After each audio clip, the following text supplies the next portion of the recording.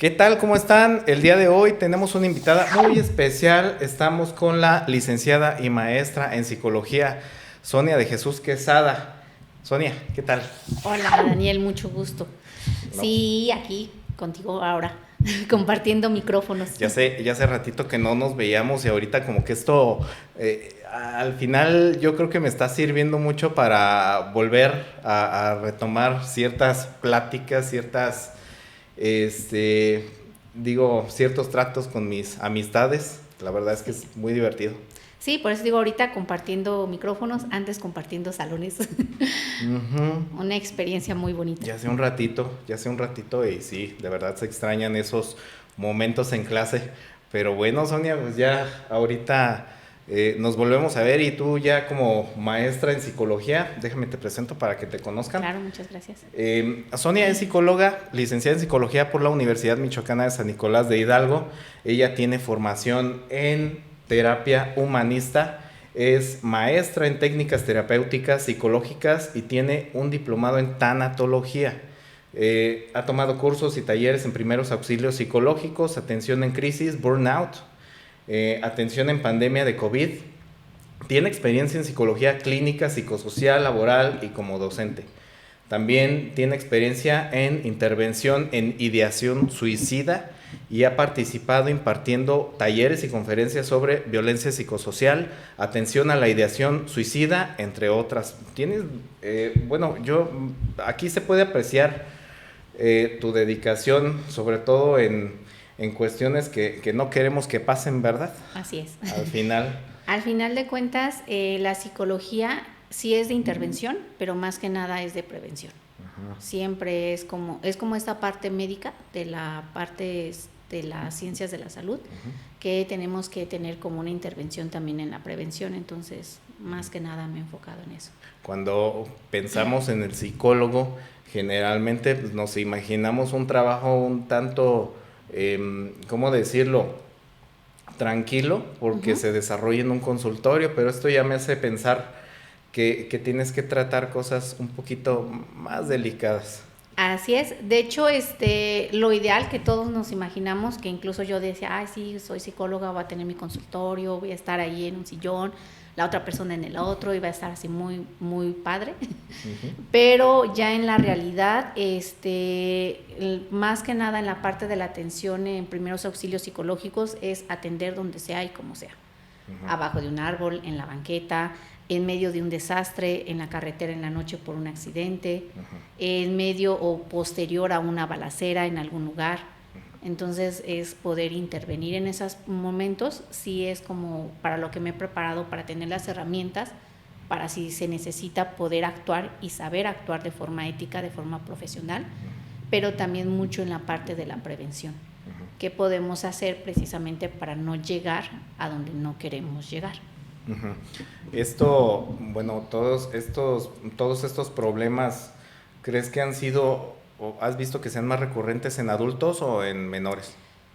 Como en la parte de la ideación suicida se tenía un estándar que digamos ocurría y más en varones, lamentablemente, estás Estoy en la mira. Exacto, en varones mayores de 30 años. Sin embargo, esto ya no es así. Lamentablemente las estadísticas en los últimos años ha tenido una baja en edades. O sea, hay niños y niñas que se están suicidando. Y eso es como algo muy, muy lamentable, que a edades de 10 años, 12, 8 años incluso, haya niños que hayan tomado la decisión del suicidio como una solución de algún problema. Tengo amigas que trabajan en el área infantil y que precisamente ahora se están también ellas formando en la parte de ideación suicida, de tanatología, porque cada vez tienen más pacientes con ideación suicida a pesar de que atienden a niños. Entonces esto sí es algo como muy lamentable y que hay que de verdad poner como un foco de que algo está pasando. Y yo en algo que está pasando, yo creo que está pasando a nivel todo, o sea, a nivel familiar, a nivel social, por el cual estamos tomando estas decisiones a menores edades. Antes era más común en adultos, ahora ya son desde niños. En niños. ¿Tú a qué crees que se deba esto? Porque, bueno, el ritmo de vida no es igual que el que existía hace años. Así es. Ahorita, bueno, conforme va avanzando, los trabajos yo he visto que han ido cambiando. Por ejemplo, yo tenía a mi abuelo que era sastre y podía mantener una familia de 8, Ujú. 8 personas, mi abuela y él. Y ya después vienen los profesionistas que ya tienen una vida un poquito más rápida Ujú. y va disminuyendo el número de hijos, pero no sé a qué se va. Es que se debe a como muchos factores. Ujú. Precisamente yo siento que es como la suma de muchas cosas. Muchos hablan de que ahorita están como las generaciones cristal. Ujú. Y yo no siento que sea tan como generaciones cristal, pero definitivamente sí está pasando algo que está bajando la parte de la tolerancia a la frustración, que es algo que todo ser humano se supone que debemos de desarrollar. Ujú. Y es tanto por la situación familiar como por la situación social, y en la situación social implica mucho medios de comunicación, precisamente el poder adquisitivo de la economía, Ujú. qué tanto puedo, qué tanto no. Hay gente que incluso dice, no, es que son los videojuegos, Ajá. o son las caricaturas que tienen violencia y demás. Y haciendo como una comparativa, de hecho yo recuerdo que uno de mis compañeros en la licenciatura, su tesis precisamente fue de ver qué tanto estas caricaturas violentas, como le llamaban, influían en la violencia de los niños. Ujú. Y el resultado que él obtuvo es que realmente no, Ujú. sino es el contexto en cómo los niños ven estas violencias, Ujú. en cómo están acompañados o no en el momento del que están haciendo. O sea, no es lo mismo yo tener un videojuego, yo teniendo 5 años y teniendo un videojuego como Hello y demás, que es de voy a matar unos extraterrestres o voy a matar algo así. Sí.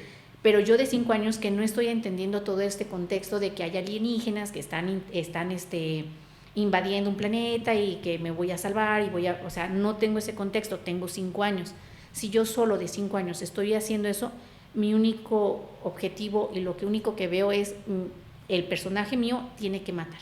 Ujú. Más allá de qué, no sé, tiene que matar. Ujú. Y es muy diferente a si tenemos un adulto a un lado de nosotros explicándonos esta situación de la violencia. Ujú. Cómo es, como un acto del mismo videojuego puede ser bueno o puede ser malo. Cuando niños apenas nos estamos formando y apenas vamos teniendo como este parámetro de qué sí está bien, qué no está bien, y es lo que vamos aprendiendo de niños, como las reglas, hasta dónde sí puedo y hasta dónde no puedo, qué es bueno, qué es malo. No nacemos como sabiendo todo, y esto lo vamos adquiriendo de nuestro contexto, de nuestro núcleo familiar. Por eso hay personas que normalizan algunos actos de violencia y otras familias que no los normalizan. Hay familias que pueden normalizar como los diferentes roles que se juegan en la familia, que no pasa nada si un hombre está lavando trastes o trapeando, y hay otras familias que para ellos es inconcebible ver una situación así. Y no es que esté mal o que esté bien, sino es la forma en cómo nos estamos desarrollando, y precisamente esto lo aprendemos cuando somos pequeños, no nacemos como sabiendo estas cosas. Y te digo, son como muchas cosas. Si no creamos la parte de la tolerancia, la frustración, cuando somos niños, es más fácil que cuando vamos creciendo cualquier situación sea desbordante. Y para un niño que aparte tiene menos herramientas de resolución que un adulto, pues va a ser más fácil llegar a una situación como esa. He escuchado mucho en jergas como muy no de adolescentes, porque son niños de 10, de 11 años, que dicen, ay, me quiero suicidar. De que, me salió mal esto, porque es casi cualquier cosa, de que no me salió un dibujo como yo quería y me quiero suicidar porque no me salió. O hice algo que al final de cuentas me dio pena porque me caí, todos dijeron, se cayó, y es, ay, qué pena, me quiero suicidar. Ese es realmente el contexto y la forma en cómo lo hablan. Es algo como muy normal, pero al mismo tiempo, al ser tan normal, es como pues, un bote de agua que me va a solucionar para cuando tenga sed. Entonces es la forma también como estamos creando esta parte. Obviamente tenemos menos adultos que de verdad nos estén acompañando cuando tenemos una vida totalmente, como tú dices, corriendo, y que el poder adquisitivo ya no es igual. Claro. Antes un sastre podía mantener una familia grande, pero ahora un sastre no lo puede hacer. Ahora en una familia tiene que trabajar la mamá, el papá, y tener trabajos de tiempo completo para poder salir adelante con los gastos como básicos necesarios. Ajá.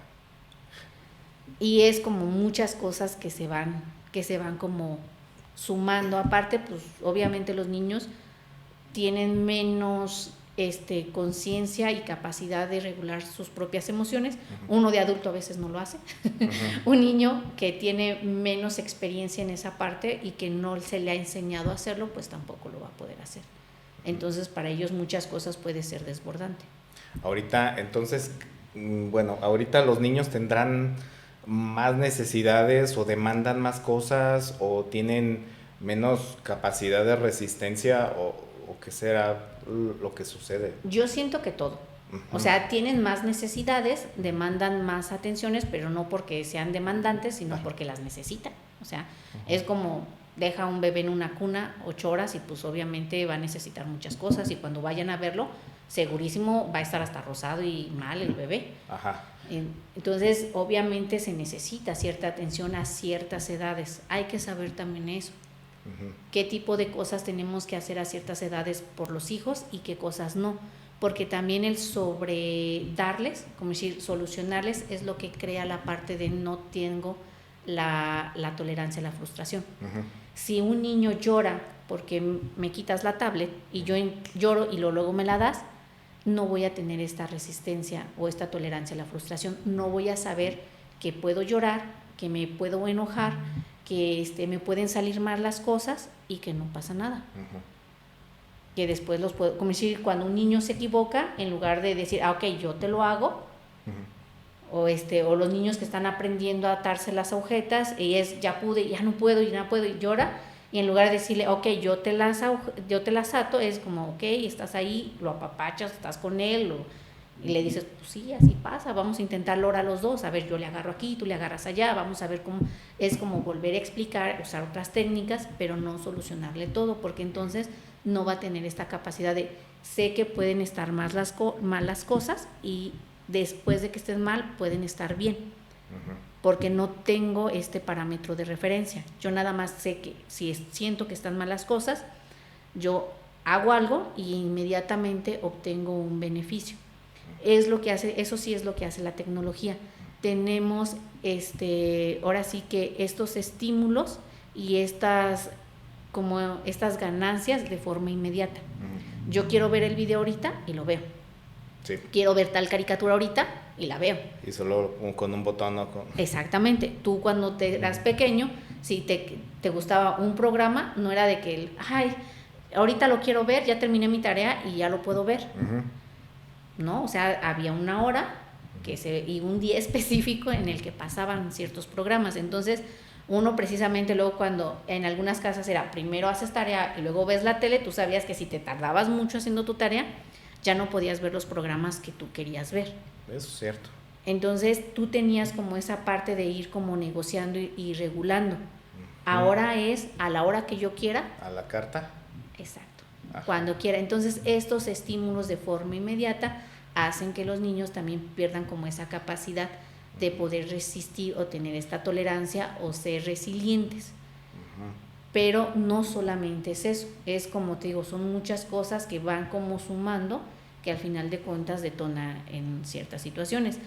Ha habido casos de niños que asesinan a otros niños por estar jugando. Porque un niño no identifica la diferencia entre ficción y realidad. Cree que si en la caricatura muere y luego revive, o en el videojuego muere y luego revive, puede pasar lo mismo en la vida real. Entonces, si ahorca al compañerito, no pasa nada. Luego va a estar bien el compañerito, pero pues a veces no pasa eso. Sí, porque estaba viendo precisamente, y sobre ese estudio que comentaste, sobre la violencia que era en las caricaturas o en los videojuegos, cuando éramos pequeños, ya ves que entró el anime y todo eso. Así es. Entonces, prácticamente con eso empezó, bueno, ya había violencia en las caricaturas. Siempre. Que a lo mejor le pegaban al gato y se hacía como acordeón un rato. Pero era violencia. Era violencia.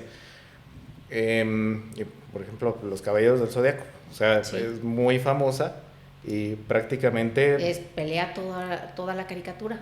es pura pelea y derramaban litros y litros de sangre. Y no les pasaba nada. Y no les pasaba nada. Y no les pasaba nada, seguían vivos. Ajá. Y a los que mataban luego revivían. Exacto. O sea, los podían revivir porque el dios no sé qué cosa los revivía. Ajá. Esa es la parte imaginativa del niño. Ok. Esa es la forma en cómo el niño piensa. Puedes derramar litros y litros de sangre y no pasa nada. Ujú. Los dejan caer desde una montaña así grande y no les pasaba nada. Ajá.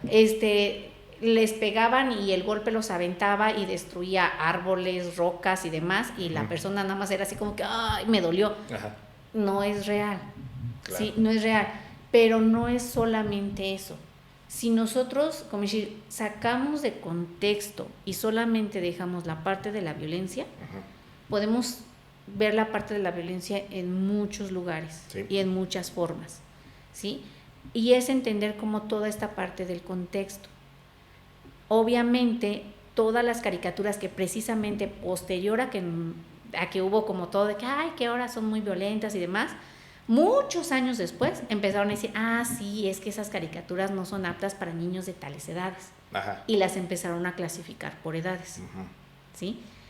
Y es entender también eso, que no necesariamente los niños pueden ver ciertas cosas a ciertas edades porque no están entendiendo todo el contexto.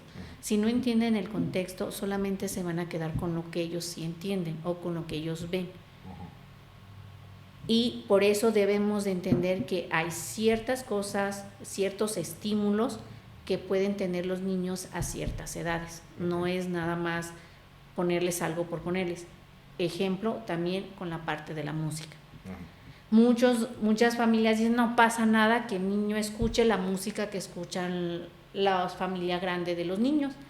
Pero realmente en la música van muchos mensajes que los niños van repitiendo sin entender a qué se refieren, sin saber nada, pero lo van repitiendo. Si lo repiten, lo van introyectando y lo van haciendo parte de su esquema y de su estilo de vida. Y después lo van a hacer sin saber por qué, pero pues ellos creen que eso es correcto. Pero es porque hubo un aprendizaje de muchas repeticiones. Si a ti te dicen algo, siempre como si 2 por 2 son 4, 2 por 2 son 4, 2 por 2 son 4, 2 por 2 son 4, llega el momento en el que te lo aprendes y que ya lo sabes. Sí. ¿Sí? Y que es la forma en cómo había como el aprendizaje en las escuelas, de repetición y memorización. Es lo mismo, si yo pongo una canción donde van ciertos mensajes no propios para los niños, realmente lo que les hago es estarles enseñando de forma inconsciente que ese es el estilo de vida que deben de tener.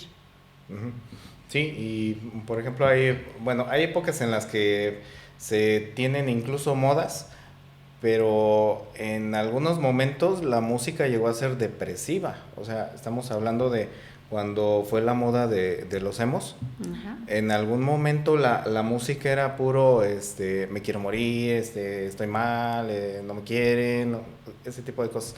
Y aunque fuera en inglés, pues veía a la actitud que tenía la persona en el video y decías, no. O el trama Sufre. también de todo el video. Sí, claro. De hecho, había muchos videos donde había gente suicidándose. Sí. Y era como algo muy normal. No, y acabo de poner uno, no recordaba, era de cuando salí de la prepa, pero precisamente la persona está cantando, pero está cantando a la orilla de un puente. Uh-huh. Y todos los amigos van corriendo para tratar de salvarlo. Ya sabes cuál. Sí, Más o menos. de hecho no me acuerdo, no sé cómo se llama la canción. Pero sí. Pero efectivamente, o sea, él hace como llamadas y se va al puente. Porque no existían los celulares. No era como que existieran los celulares para hacer el video, pero se ve que el muchacho está en una cabina, hace unas llamadas, se va al puente, está pues toda la canción, y en la canción se ve como todos van saliendo de las casas, como corriendo hacia un lugar. Ajá. Y la persona que está cantando está en un puente. Sí. Y precisamente la persona se lanza y todos llegan así como que, ya se lanzó. Ajá, sí. algo así. Y lo volví a ver ese video y de repente dije, no, pues, fue aquí cuando comenzó lo de la moda emo, pero todo se convirtió en pura tristeza, sufrimiento, no sé, de alguna manera esa era la tendencia. Y por épocas, en esa época yo creo que influyó mucho en ese tipo de cuestiones. Sí, sin embargo, también estas cosas son simbólicas que la gente que escribe precisamente es como para sacar ciertas cosas y ciertas necesidades. No todos nos identificamos con las mismas cosas y no nos gusta un estilo de música nomás al azar. Es porque de alguna forma cubre una función y cubre una necesidad intrínseca que nosotros tenemos, algo muy interno de nosotros. Entonces, si yo soy emo, me identificaba con esas canciones, era porque tal vez había cierto sufrimiento que yo no podía expresar, más que por medio de esas canciones. Y es precisamente la situación que debemos también como ir atendiendo. ¿Para qué? Para evitar cosas como, pues, difíciles. Muchas personas luego me han comentado, es que yo creo que está llamando la atención, y yo les digo, ok, y de llamar la atención se escucha como si fuera algo no necesario, o sea, como que, no, está como llamando minimizar. La atención, como minimizar, es que Daniel solo estaba llamando la atención, solo quiere llamar la atención. ¿Pero yo te voy sí, o sea, a ver, ¿qué es lo que cuando vas al mar o vas a una alberca donde hay salvavidas, qué es lo que te dicen que tienes que hacer si te da un calambre o te estás ahogando? Si te estás ahogando o si te da un calambre. Ajá, que dices, ya me dio un calambre y pues estás a mitad de la alberca. No, pues tienes que flotar, ¿no? Sí, pero si está un salvavidas, ¿qué tienes que hacer? Y si tú... tomarlo. Pero, o sea, el salvavidas está allá. El muchacho está como cuidando. ¿Qué tienes que hacer para que el salvavidas se dé cuenta? ¿Sí? ¿Y qué es eso? Llamar la atención del salvavidas para que sepa que tú estás mal y que necesita que ir a sacarte de la alberca. Realmente lo que tienes que es hacer cosas para que decirle, acá estoy, acá estoy. Realmente es lo que hacemos, llamar la atención de alguien más para que sepa que me la estoy pasando mal, que estoy en peligro y que me tiene que rescatar. Cuando una persona está llamando la atención, es porque hay algo que necesita que ser atendido. Y que puede ser peligroso. Y entonces estoy haciendo 20,000 cosas para que tú me veas, para que tú sepas que realmente le estoy pasando mal. Sí. O tengo algo, o me siento muy mal, o incluso estoy en peligro. O sea, el llamar la atención no es llamar la atención por algo. Si llamamos la atención es porque necesitamos ser vistos para una situación, para atender una situación específica. Ya ves que yo trato con adolescentes. Soy profesor de bachillerato. En estos casos, pues de alguna manera sí es un poquito complejo el trato comparado con los estudiantes de licenciatura, porque los estudiantes de licenciatura no demandan tanto en cuanto a necesidades. Ellos ya más o menos saben qué es lo que quieren, qué es lo que están haciendo y a dónde van. Pero en esta etapa, todavía, y digo, a todos nos pasó, todavía no saben cuáles son realmente sus necesidades, están conociéndose a sí mismos. Y sí he visto, en gran parte, que a veces tienen el miedo a equivocarse. O sea, no quieren contestar a lo mejor la pregunta, no quieren resolver el ejercicio hasta que les digas, vas bien. O sea, como que pero esa es parte, ese miedo. Exacto, pero esa es la necesidad que ellos tienen, pero es por una falta de confianza también en ellos. Y efectivamente, un adolescente está en búsqueda de identidad, de pertenencia, está en búsqueda de muchas cosas. Y más le estamos pidiendo a un adolescente que sepa que va a hacer todo el resto de su vida, cuando no sabe ni siquiera quién es él. Nada más que aquí yo creo que deben de darse cuenta, o de alguna manera, no sé, de darse cuenta de que se pueden equivocar. Exacto. Y que no pasa nada. Es el poderme equivocar, es mi tolerancia a la frustración. Exacto. Es el yo saber que me puedo equivocar y que está bien, porque al final de cuentas voy a aprender del error. Y me lo han comentado, pues yo he tenido como pacientes adolescentes que me dicen, justamente en lo que me equivoqué en tal examen, ya cuando en un parcial, en el final, ya esa pregunta me la sabía porque sabía que la había tenido mal y sabía la respuesta correcta posteriormente. Sí. Entonces, no pasa nada, pero también es, incluso, tienen miedo a reprobar. ¿Y qué pasa si reprueban? Nada. ¿Qué pasa si realmente si yo curso la prepa en 4 años y no en 3? Pues, bueno, depende también, hay veces en que tienen cierto miedo, a lo mejor que les dicen, te voy a sacar de la escuela. Exactamente, es esa parte, más bien, la parte de lo que hay detrás de. Porque realmente no pasa nada si yo curso la prepa en 3 años o en 4 años, pero socialmente, históricamente, se dice que la prepa la tienes que cursar en 3 años. Menos ahora con las nuevas modalidades cuatrimestrales y las nuevas formas de que puedes ir en escuelas donde las hacen en 2 años, o que las haces en un solo examen. También he visto que hay modalidad de que dicen en un examen te revalidamos la prepa. Pero antes no existía eso, entonces históricamente la tienes que cursar solamente en 3. Eso es la regla, y tienes que tener la licenciatura en 5 años, es la regla. ¿Sí? Tienes que salir de la primaria a los 12, de la secundaria a los 15, de la prepa a los 18, de la universidad a los 22, 23 años aproximadamente. Es lo socialmente lo que se supone que debe de ser. Pero ¿quién nos dice que realmente es así? No, ya se está rompiendo con todo. Y es que el romper con muchas cosas no es lo que, porque también hay esta crítica de que se está rompiendo todo lo que estaba y que es lo que está ocasionando toda esta situación, y no necesariamente. El romper paradigmas o esquemas a veces ayuda. No es también yo no me gusta llamarles como la generación cristal, porque no necesariamente es que todo les afecte. El que yo te pueda decir que esto que tú estás acostumbrado a hacer realmente no es algo bueno y me lastima, no es que yo sea una niña de cristal. Significa que estoy poniendo ciertos límites, pero también socialmente no está bien visto que nadie ponga límites. En el trabajo tienes que aguantar y tienes que tolerar.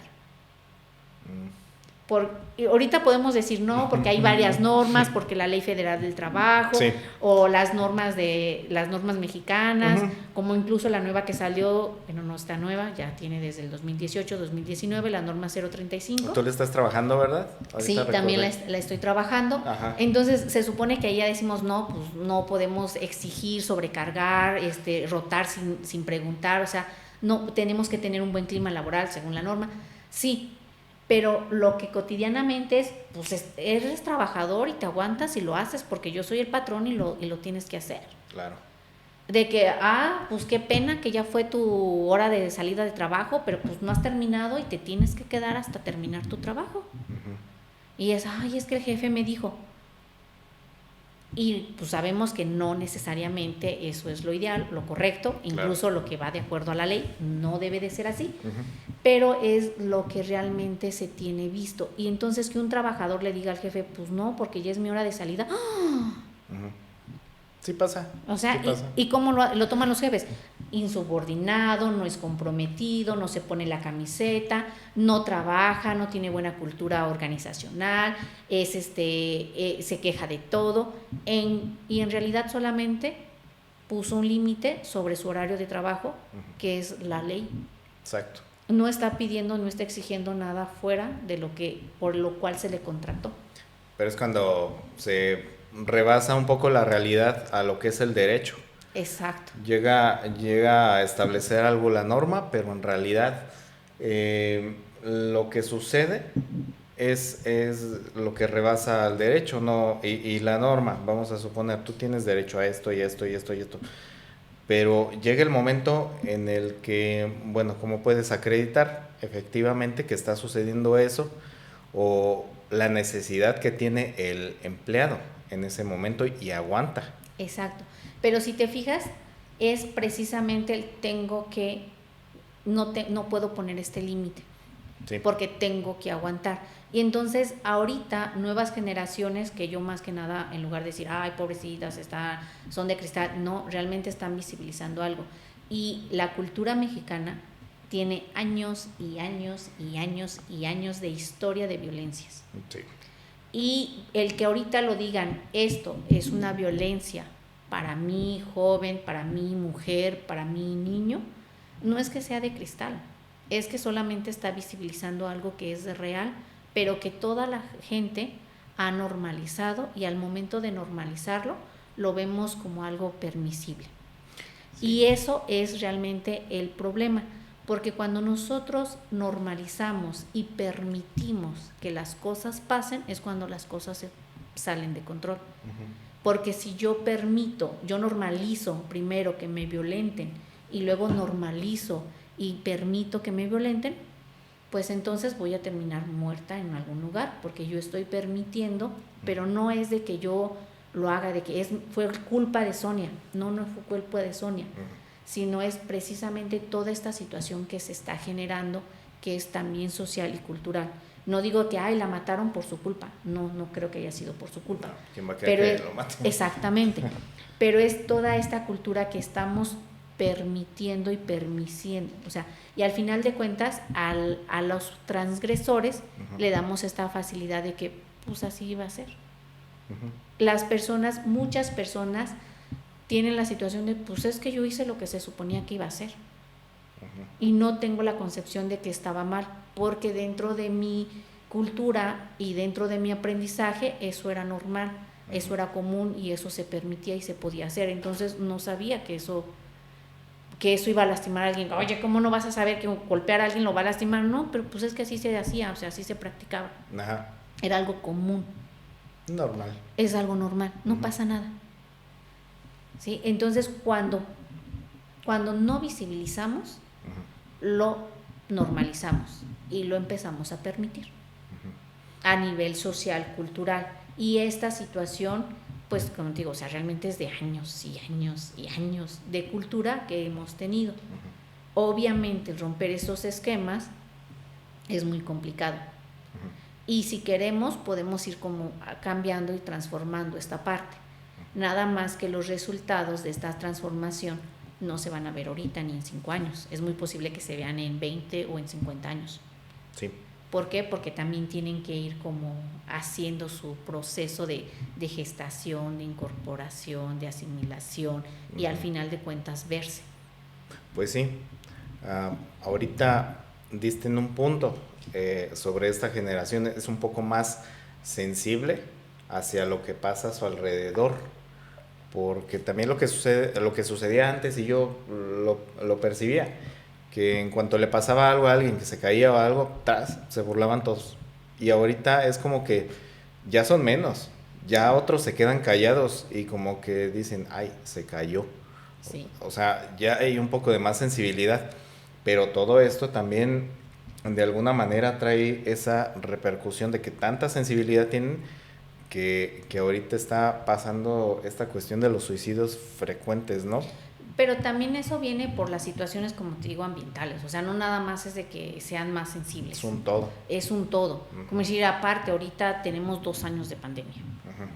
¿Quién realmente, aparte, en nuestra generación, cuánto habíamos vivido una pandemia? Lo leíamos en los libros de historia. La del H1N1, en realidad pero pasó desapercibida. Exactamente, fueron como 15 días si acaso que hicieron así como que pues sí, regrésense. Y realmente para todos, yo me acuerdo que yo estaba trabajando en Ixtapa en ese entonces. Ajá. Y yo venía así como diciendo, ¿cómo es posible?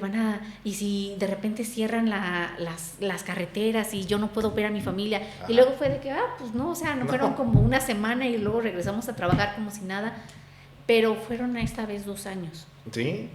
Fueron 2 años en los que la gente prácticamente estuvo aislada. Uh-huh. Mucha gente estuvo conviviendo con partes familiares y personales con las que no estaba acostumbrado a convivir.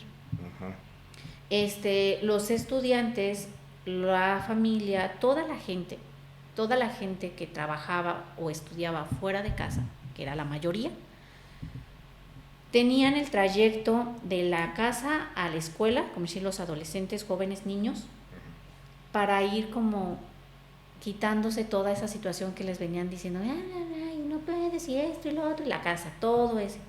¿Por qué? Porque iban empezando a pensar, ay, la tarea sí la hice, sí esto, entonces se iban metiendo a un contexto diferente.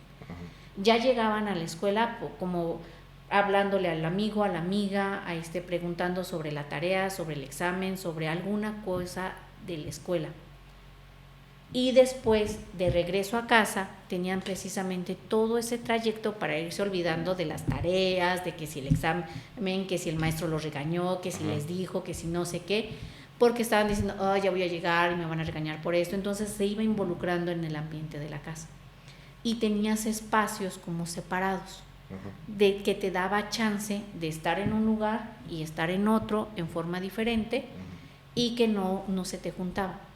Pero al momento en el que nos encierran, hay casa, hay escuela, hay trabajo en el mismo lugar, y hay problemas en el mismo lugar. Y entonces, en lugar de tener como espacios diferentes para poder ir sacando poco a poco y resolviendo estas cosas en diferentes espacios, todo lo aglutinamos en un momento. Y entonces todo se hace una burbuja. Y es como meter todo en el mismo frasquito y que se desborde el frasquito. Porque ya no tengo estos espacios. Porque ya no puedo olvidarme realmente de que estoy en clase o no. Yo veía y me contaban, porque yo estuve en atención psicológica en línea en la pandemia, y pues tenía que dar terapia en línea. Y era así como que, ay, espérenme tantito, y le apagaban el micrófono, ay, es que vino mi mamá, o vino mi tío, o no sé quién, o tuvimos visita y ya me estaban pidiendo, ay, es que me mandaron a la tienda, ay, es que me están pidiendo esto, cualquier cosa. O sea, no tenías espacios en realidad separados. Y yo preguntaba a veces si esto pasa, sí, incluso en clases, en momento de examen, que me piden que baje, que esto, que el otro, que le baje el volumen, porque mi papá tal vez está en una reunión, pero yo no puedo bajar el volumen porque estoy en una exposición. Todo en el mismo lugar, pues haces un caos. Claro. No hay espacios, y al final de cuentas, muchas de las situaciones que podías como sacar afuera, porque las sacabas trabajando, haciendo ejercicio, haciendo otras cosas, y que ya no podías, entonces empiezas a explotar en casa. Y en casas empiezan a haber más situaciones de violencia en las casas. Ahí entramos entonces en la cuestión de la ansiedad. También se genera mucho la parte de la ansiedad. Yo tuve varias situaciones de que me contactaban por ansiedad, y porque estuve dentro del Colegio de Psicólogos de Michoacán, pertenezco al Colegio de Psicólogos de Michoacán, y estuve como voluntaria para atender llamadas para poder hacer como esta contención de ansiedad.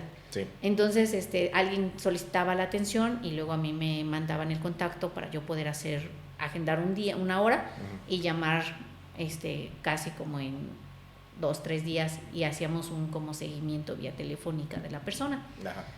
Y a mí varios de los casos que me comentaban eran personas que tenían ansiedad porque ya no se sentían como que ya no podían salir, y era esta parte del miedo de, ¿y vamos a regresar a la normalidad? ¿Realmente voy a poder trabajar? Había personas que habían quedado como que era como, voy a estar como en esta parte de entrar a trabajar, pero la contratación se detuvo porque se vino la pandemia. Sí.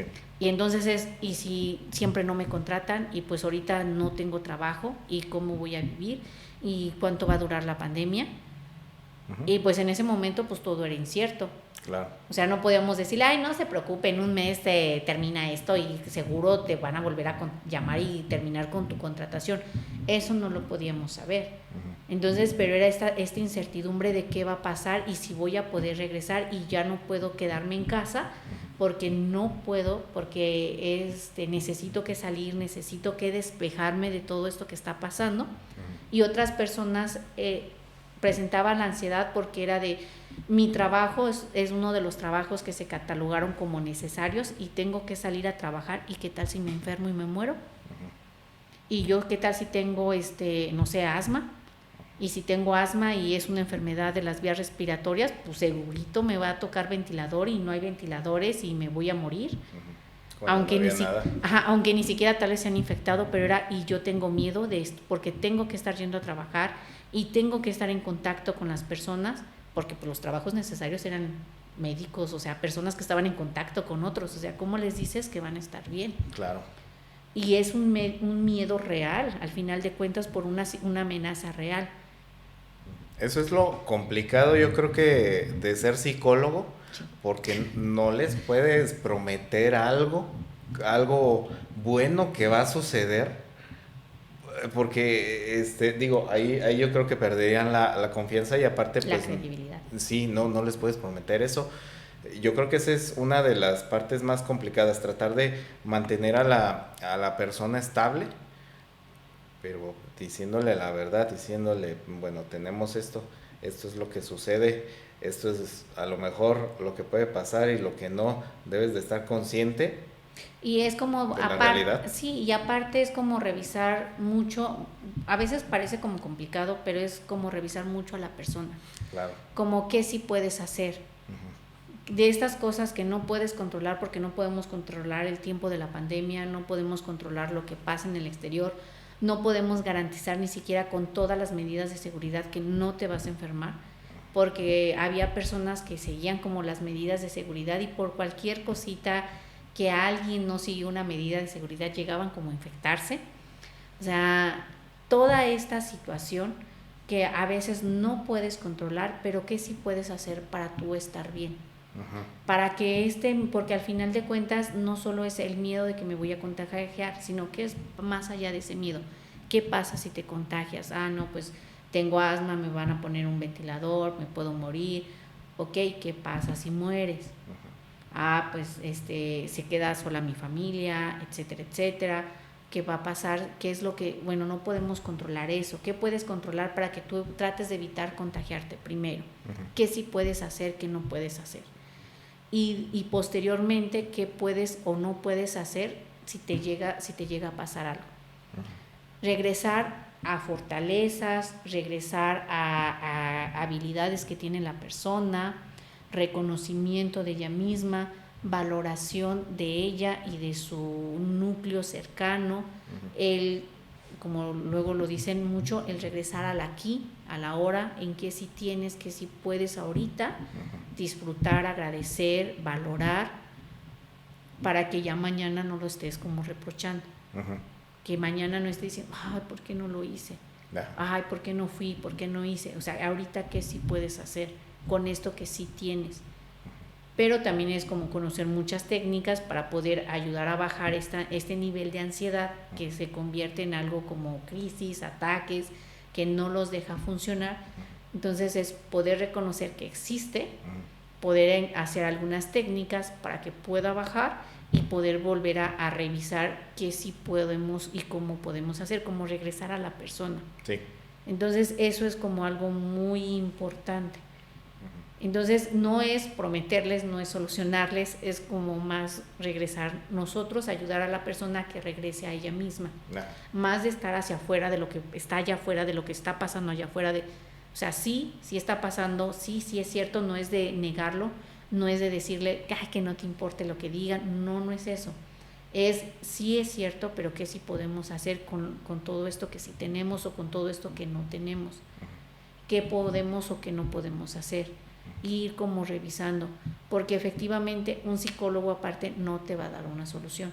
No es como que tú llegues y me digas, Sonia, tengo ansiedad, ¿qué hago? Y yo voy a sacar una hojita, te voy a decir, esta es tu solución, Daniel, la sigues al pie de la letra, estas indicaciones y se acabó tu ansiedad. Tomas una todos los días y se acabó. Ya. No, el proceso psicológico no es así. O sea, no es como darte una solución, un ABCD y ya vas a estar bien, va a estar tu vida perfecta, no. Y eso es sí lo complicado, porque hay que estar revisando precisamente a la persona, trabajar con la persona, con lo que necesita la persona, con lo que tiene la persona y con lo que quiere crear la persona. Ayudarla a crear eso que necesita crear. No es toma tu kilo de seguridad, como decía el muchacho que le da miedo equivocarse. No te preocupes, aquí tienes un kilo de seguridad y ya con esto no vas a tener miedo a equivocarte. Y pues la equivocación es parte del aprendizaje. no puedo darle ese kilo de seguridad, tengo que ayudar a crear ese kilo de seguridad en él. Que sea de esa misma persona. Exactamente, no de alguien más, porque si le quiero dar de alguien más, pues no le va a servir a la persona. Ahora, todos por eso somos diferentes. Claro. Fíjate que tocaste algo muy importante. Ahorita estoy sobre todos los tiempos en los que se tiene que atender una terapia. Lo que estaba pensando era que a veces somos muy dados a que en cuanto nos sentimos un poquito bien, ya dejamos de ir con el profesional. Pasa con el médico, por ejemplo, que tienes algún padecimiento y a lo mejor vas a la mitad del tratamiento, pero dices, ay, ya me siento bien, ay, y lo abandonas. Ya no me duele el estómago, ay, cualquier cosa, ¿no? Y dejas de tomarte la medicina y dices, no, pues ya después regreso o cualquier otra cosa, le empiezas a prestar atención a otras cosas, a otras actividades y de repente te empiezas a dejar. Con el caso de la terapia psicológica, yo creo que es muy frecuente que en cuanto la persona se siente tantito ya mejor, a lo mejor ya deja de ir. Muchos abandonan. Y como tú lo comparas precisamente con un médico, eso es recordar esta parte importante. La psicología es parte de las ciencias de la salud. No es de las ciencias humanas como muchos creen que es una rama de las ciencias humanas, es de las ciencias de la salud. Estamos junto a medicina, odontología, psiquiatría, ahí está psicología. Sí, que a veces lo confunden con coaching, ¿no? Exacto. Y dicen, me va a ayudar a tener confianza. Claro, pero en realidad es más que eso y efectivamente muchos pacientes cuando empiezan a sentir mejoría abandonan la terapia.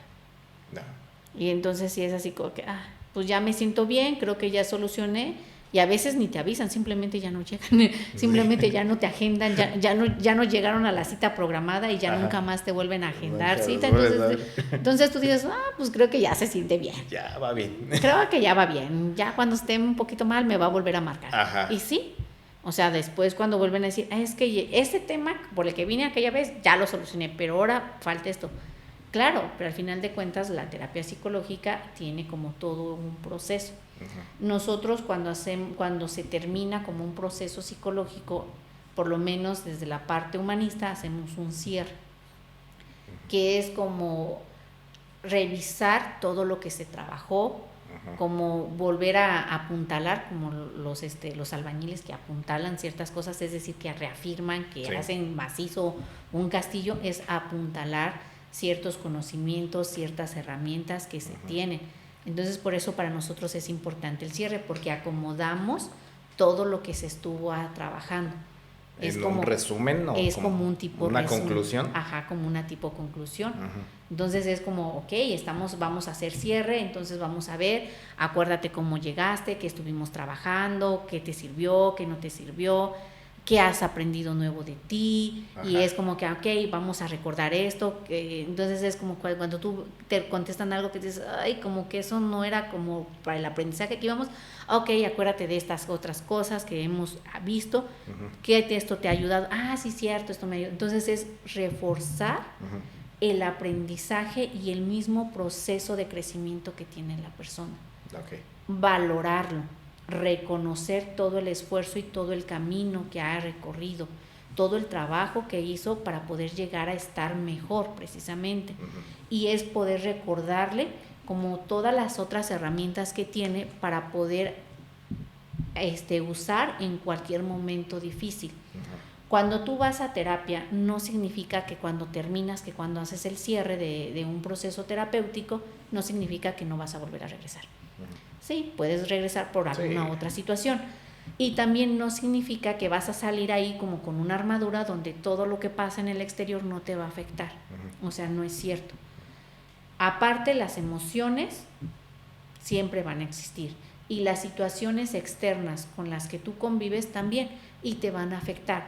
Lo importante de que cuando vas a terapia es que tienes nuevas herramientas diferentes para poder atender y solucionar la situación de una manera diferente y más eficiente.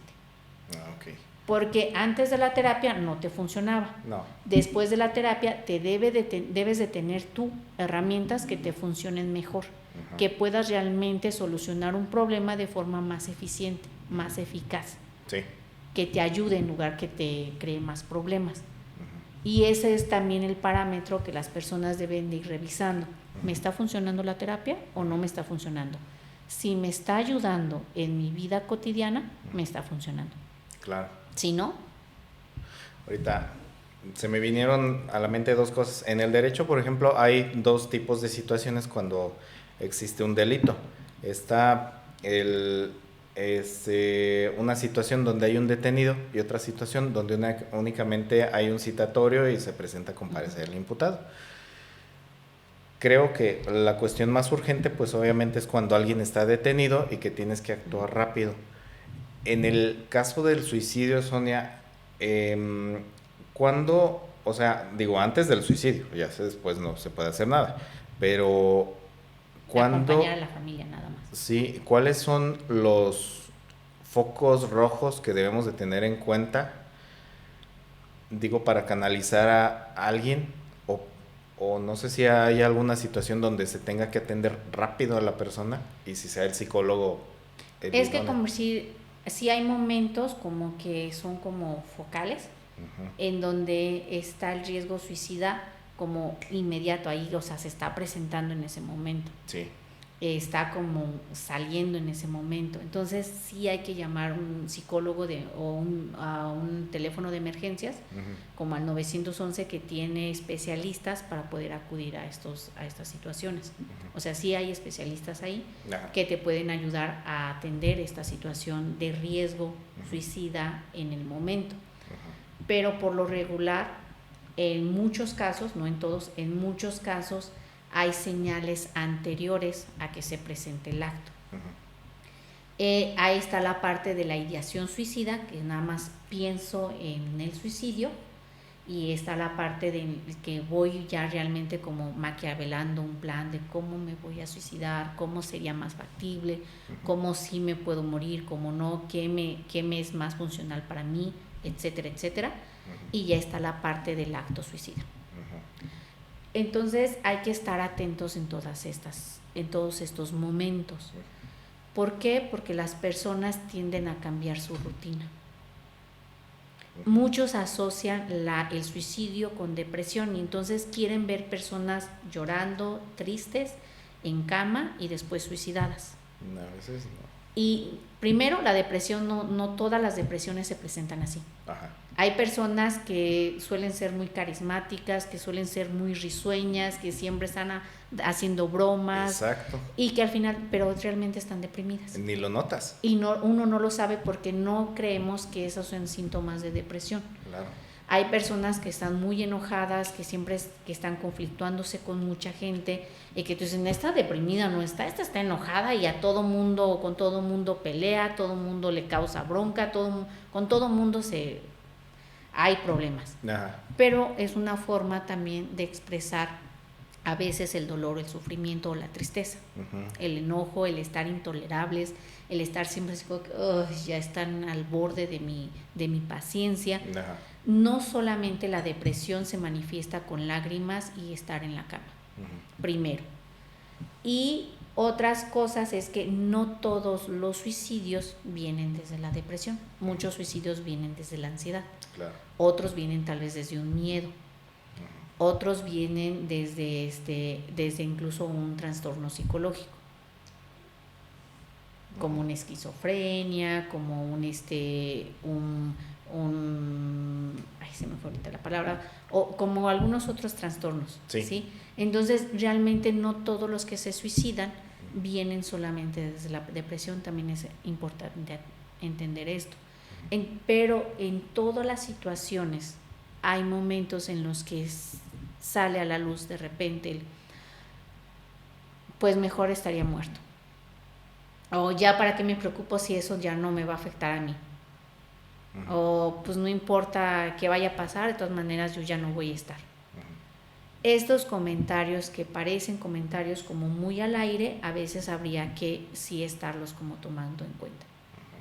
Porque no se están diciendo por decir. Si se están diciendo puede ser que haya un plan detrás de. Yo recuerdo mucho que estábamos en un taller con un grupo de compañeras, porque hacía yo talleres con más compañeras, no solo yo los hacía solita, sino éramos un grupo de psicólogas y no psicólogas que nos ayudaban a la parte de contención. Sí. Y estábamos atendiendo personas que habían sufrido violencia social extrema, de grupos criminales y demás. Y en un momento en el que estaban compartiendo unas personas, me llama una compañera y me dice: Sonia, quiero que salgas y te lleves a fulanita de tal para que hables con ella. Y le dije: oye, ¿qué pasa? Le hace: es que creo que hay riesgo suicida. Obviamente todas las personas nos habíamos capacitado en ciertos temas, ¿no? Entonces yo le digo a la persona: oye, puedes venir conmigo un momento y ahorita te incorporas al taller, no te preocupes. Y me dijo: ah, sí, está bien. Pues como era parte de las organizadoras, pues era así como, pues sí, una organizadora me pide. Sí. Entonces la saco del grupo y empiezo a preguntar cómo está, qué es lo que pasa, cómo se siente en el taller. Entonces, y ya de repente me empieza a contar y se empieza a desahogar, llora y demás, contengo. Y al final puede regresar ella al taller y le digo a mi compañera qué fue lo que pasó. Y me dijo: es que ella me dijo, es que yo ya no tengo sentido de estar aquí. Ajá. Y le hace, pues esto me detona el por qué no tiene sentido de estar aquí, o sea, por qué no quiere estar en el taller, porque pues no tiene sentido de estar aquí en el taller, pues ya no hay sentido de estar aquí. Y entonces esa es como una palabra que es como, pues sí, o sea, ¿por qué no habría sentido de estar en el taller si se supone que le va a ayudar a estar mejor? Ajá. Claro que yo en la parte explorativa era como, ¿cómo se siente? No, me gusta mucho, me agrada que hagan este tipo de talleres, me ha ayudado a esto y esto. Y fue como, ¿cuál es lo que piensa hacer después? Ay, no, fíjate que ya me di cuenta que ya no tiene sentido seguir viviendo aquí, porque yo vivía aquí porque estaba mi hijo fulanito, y entonces pues mi hijo fulanito ya no está, entonces pues ya mejor me voy a cambiar a tal ciudad que era la que siempre había querido estar y que no había podido ir. Entonces realmente no era una ideación suicida de esta persona. Ajá. Era como pues estoy pasando la parte del duelo y ya vi que pues no pasa nada si me voy a vivir a otro lugar. De todas maneras, en aquel otro lugar puedo recordar a la persona que ya no está, puedo vivir bien, bla, bla, bla. Ajá. O sea, ella ya estaba más que nada como en un paso, en un duelo. O sea, estaba como caminando en un duelo. Ajá. Pero solamente la palabra esta frase aislada, pues parecía muy peligrosa, sí, por sí sola. Pero es preciso lo que debemos de estar como atentos. Uh-huh. Yo preferí que me hubiese llamado y hubiese podido explorar esta parte, uh-huh, y ver que realmente no había una ideación suicida por parte de la persona, a luego estar pensando, chin, sí se suicidó. Ajá. Sí, porque qué tal si esta palabra no hubiese estado como realmente contextualizada con un cambio de domicilio, sino con una situación que ella iba a hacer. Claro. Y es mejor siempre explorar. Uh-huh. Solo que la parte del suicidio aún da mucho miedo y está muy mitificado. Uh-huh. Hay por eso esta situación que muchas familias sufren mucho los suicidios, porque no es como algo bueno que tengas un familiar que se suicidó. Sí, no. Y a veces, no se nota. O sea, ves a una persona, como dices, carismática, extrovertida, que en un dado momento no percibes que puede hacer algo, o ves a una persona que está haciendo su rutina diaria, lo de siempre, y como está haciendo lo de siempre, no percibes que hay otra cosa. Uh-huh. Entonces, sí me he dado cuenta de algunos casos. Incluso lo puedes ver hasta en cantantes, personas que tienen mucha fama y que se suicidan. Por ejemplo, ahorita el otro día estaba viendo un video de Chester, de Linkin Park, y yo no recordaba que se había suicidado, pero dices, una persona con fama, una persona con muchas cosas, detrás de todo eso a lo mejor puede tener una carga emocional muy fuerte, ¿no? Así es, pero al final de cuentas, digo, hay momentos en los que sí se escapan como ciertas señales. Uh-huh. Solamente que las personas que estamos alrededor a veces de esas personas, uh-huh, que tienen esta necesidad de, uh-huh, ser atendidas, uh-huh, por el miedo, uh-huh, no lo queremos ver. Y entonces si yo pregunto, si yo cuestiono más, ¿y qué tal si me dice que se quiere morir? Y si es mi hermano, o sea, ¿y yo qué voy a hacer? ¿Qué puedo hacer ahí? No. Y aparte, si yo no puedo con esta situación, pues con mayor razón, o sea, si además es algo que a mí me da mucho miedo, entonces trato de hacer de cuenta que no escuché ciertas cosas o que no vi ciertos mensajes, porque hay personas que tienden a cambiar a veces, ya cuando se acercan como al plan, a concretar el plan, empiezan a cambiar ciertas cosas de rutinas. Sí. O se empiezan a despedir de personas, o empiezan como a regalar cosas, o empiezan como a hacer test, de que, ay, mi oso favorito que no dejaba que nadie lo tocara, ahora sí se lo regaló a mi sobrina preferida, y es como que, oye, ¿por qué? Pues nomás. ¿Por qué? Pero claro. ¿por qué ya no lo vas a necesitar? Sí, algo que apreciabas tanto. Así es. Y muchas veces dicen, no, pues es que ya no lo voy a necesitar. ¿Por qué no lo vas a necesitar? No, pues sí. O sea, ¿qué va a pasar o Eso qué es pasó? Raro. Exacto. Entonces, y son cosas que tal vez a veces son lapiceros, lápiz, y que muchas veces es que, ay, regálame tu lapicero, regálame tu porta lapicero, así que no, ese es mi favorito, y que de repente es, regálamelo, ay, sí, hombre, aquí está. Toma, pues. Y tú así como que, ay, ¿cómo? Ajá. Pero es, seguro lo enfadé, seguro ya fue como su punto de que, ay, por fin lo logré, claro, pero es por el miedo también que me da a saber que esto puede llegar a pasar, que también no actuamos en correspondencia. Okay. Entonces, no es de que, ay, no se dieron cuenta, no lo quisieron ver, no, es entendible. Es parte del miedo y parte también del desconocimiento. Y pues lo que sí sabemos es que podemos intervenir, pero no necesariamente siempre garantiza que no vaya a suceder. Pero siempre es mejor intervenir que no intervenir. Porque si intervienes, tienes la probabilidad muy alta de que esa situación no pase, a que si no intervienes, pues haces que el caminito continúe. Eso hace el psicólogo, el de atención psicológica en primeros auxilios. Sí, y también el que es especialista en suicidio y depresión. ¿Tú? Sí, y otros más también. De hecho, fíjate que hace poco atendí a una persona y que en una de las sesiones en las que estábamos cerrando como un ciclo con ella, me abraza y me dice gracias, y yo así como que está bien, por pandemia no te abrazaba, pero está muy bien. La abracé con mucho cariño y luego me dijo una frase de que claro que me sirve venir aquí porque por lo menos ya no tengo ganas de morirme. Qué buena onda. No, y entonces yo dije así, para mí, o sea, escuchar esas cosas es como que, ok, voy bien. Está sirviendo. En el cuadro de honor. Sí, o sea, para mí fue como que, me dijeron que soy la mejor psicóloga del mundo. O sea, sí sirvo, o sea, es como reafirmar de que sí está sirviendo lo que estoy haciendo. Claro. Y sí tiene sentido lo que yo hago. Me han preguntado por qué me gusta, y es por eso, porque me gusta estar en contacto con la gente, y desde el contacto con la gente, yo lo que a mí me gustaría hacer y que es como mi objetivo de vida, es desde contacto con persona tras persona. Si vamos sanando las personas, vamos sanando las relaciones. Si sanamos las relaciones, vamos sanando incluso a nivel más macro. Sí. Como si yo sano con mis relaciones cercanas, familia, amigos, incluso trabajo. Si sana la parte del trabajo y demás, van a ser ambientes más productivos, con mejores ambientes laborales, sin esta necesidad de estar como en un ciclo, en un círculo y en una espiral de violencia, donde ya no es el que me la hizo me la paga, sino quien sea me la paga. Y eso es lo que genera el hecho de ir personas lastimadas por el mundo, lastimar a más personas, y va creando todo un contexto muy complicado. Ese es como mi gran objetivo, de ir sanando persona por persona, poder llegar a tener un mundo un poco diferente, siendo más conscientes de nosotros, más que nada, de lo que puedo y lo que no puedo hacer. Porque debo de entender esto.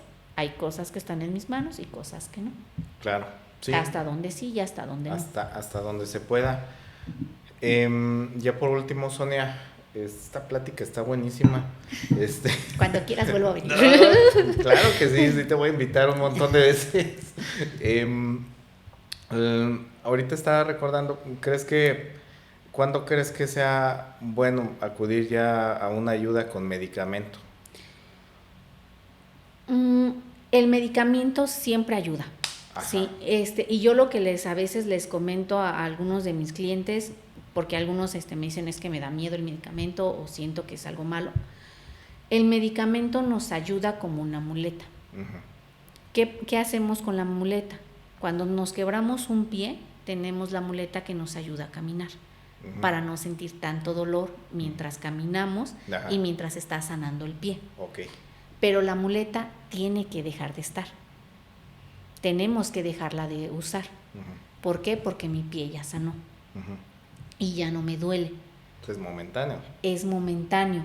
Si yo estoy pensando en un medicamento por ansiedad, depresión, como de por vida, entonces tal vez no es tan sano, excepto en las depresiones orgánicas.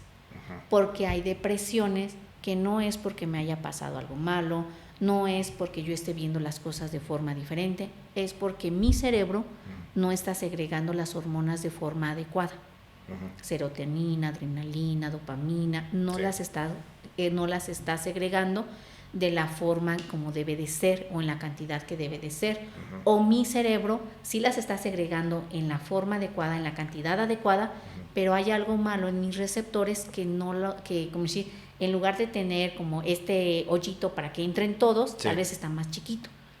Y entonces en esos casos tal vez sí voy a necesitar un medicamento de por vida. Y es algo más neurológico. Exactamente, uh-huh, porque es algo orgánico, es algo neurológico. Uh-huh. Es una situación que ni con toda la terapia, ni la mejor terapia del mundo, uh-huh, te va a ayudar, solo el medicamento. Uh-huh. Porque es la forma en cómo voy a regular mis hormonas. Uh-huh. Y como la medicina, incluso hay casos en los que incluso en estas situaciones, dependiendo del daño o de la situación o de la forma como sea, incluso algunos médicos dicen, con tanto tiempo de tratamiento, tu cerebro va a aprender a segregar de forma adecuada o asimilar de forma adecuada y ya después ya no vas a necesitarlo. Pero hay otros casos en los que no, en los que dice hay un daño orgánico, uh-huh, y siempre vas a necesitar la ayuda del medicamento. Okay. O en casos psiquiátricos como esquizofrenias, como psicosis, vas a necesitar medicamento de por vida. Uh-huh. Pero en otros casos debemos de entender que es solamente una muleta y nos va a ayudar a poder estar como más tranquilos y también ayuda, si combinas el medicamento con la terapia psicológica, uh-huh, es como la mancuerna también muy buena, porque el medicamento te ayuda a estar como más perceptivo y la terapia con como reaprendizaje de ti mismo, uh-huh, te va a ayudar a tener como más oportunidad de sí ver este nuevo aprendizaje. Porque si estoy como muy en no puedo, va a ayudar, pero va a tardar más en que este nuevo aprendizaje llegue, porque yo voy a tener una barrera de no. Sí. Y entonces el medicamento lo que me ayuda es a bajar esa barrerita y que llegue la información de forma directa. Y que yo pueda decir, ok, tal vez sí es cierto esto, tal vez esto no es tanto como lo estoy viendo, a ver que sí, y tener esta capacidad de discernir, de analizar, de asimilar. Uh-huh. En psicología también le llamamos de hacer insight, o sea, de insight. Uh-huh. De reconocer, de decir, ok, ya me cayó el 20.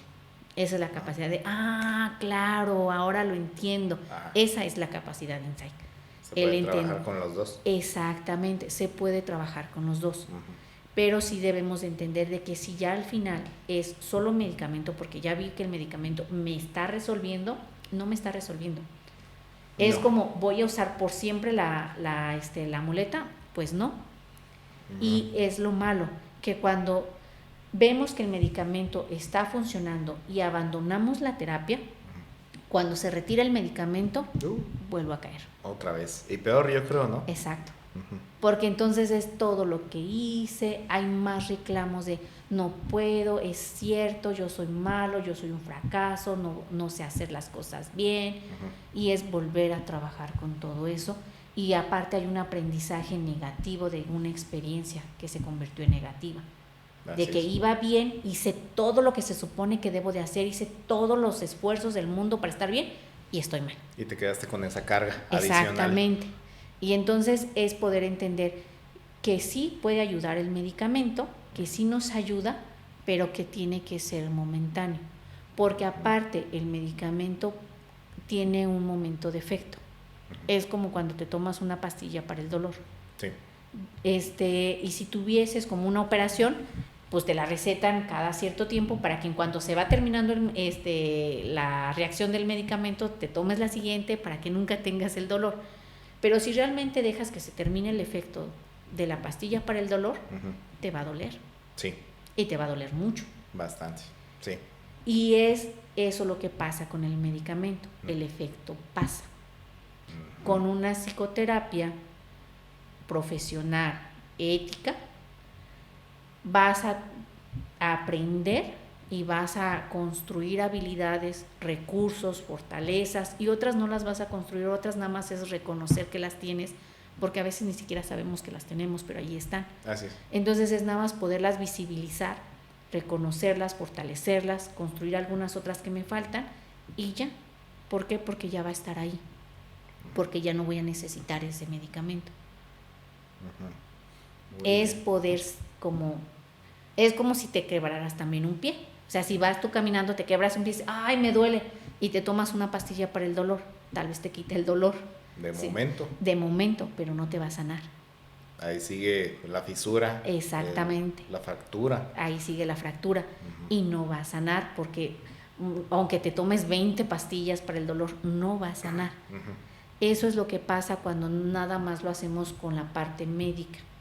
Me puedo tomar las 20,000 pastillas, pero el mal ahí va a seguir. Sí. Y no se va a solucionar hasta que no trabaje en él. Hay que empezar a trabajar de raíz en el problema que está generando. Ser independiente. Así es. Muchas cosas de la ansiedad o de la depresión es solamente un síntoma de un problema mayor que está escondido y que hay que descubrir. Claro. Ok, Sonia, pues buenísimo el tema, de verdad, yo estoy emocionado, yo creo que muchos han de estar emocionados también con todo esto.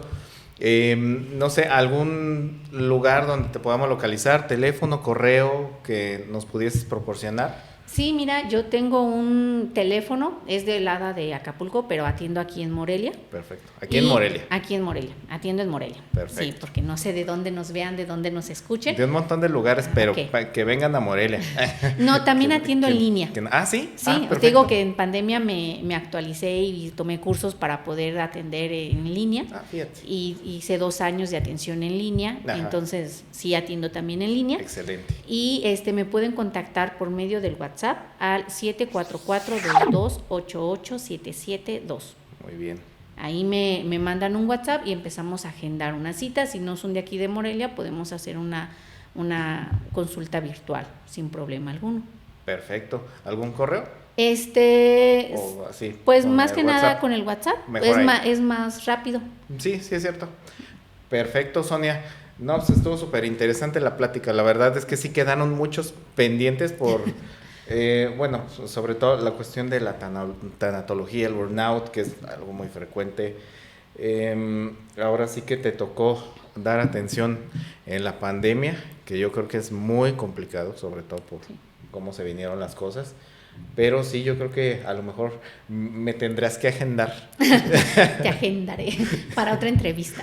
Órale, perfecto, muy bien. Entonces, pues espero que les haya gustado esta plática. La verdad, a mí me encantó, a mí me gustan estos temas. No soy algún profesional, pero como abogado de alguna manera me ha tocado tratar con algunas cuestiones, poquitas, pero aquí tenemos una experta. Entonces espero que les haya gustado este tema igual que a mí y nos vemos para la próxima. Me despido, soy Daniel Magaña y nuestra invitada Sonia de Jesús Quesada. Que estén muy bien, hasta luego.